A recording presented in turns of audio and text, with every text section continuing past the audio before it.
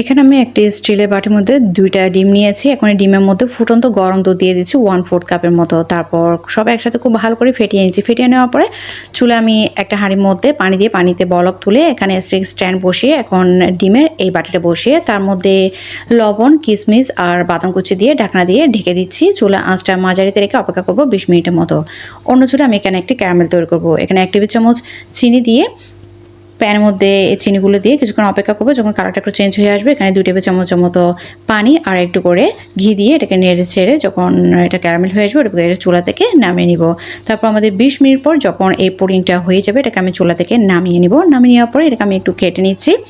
ছুরি দিয়ে একটু সাইজ করে কেটে নিচ্ছি। কেটে নেওয়ার পর এখন গরম গরম এর উপরেই আমি সে গরম গরম ক্যারামেলটা এটার উপর ঢেলে দেব।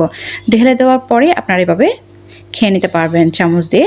আর এটাকে যদি আপনারা ফ্রোজেন করে খেতে চান বা ফ্রিজে রেখে ঠান্ডা করে খেয়ে নিতে পারেন।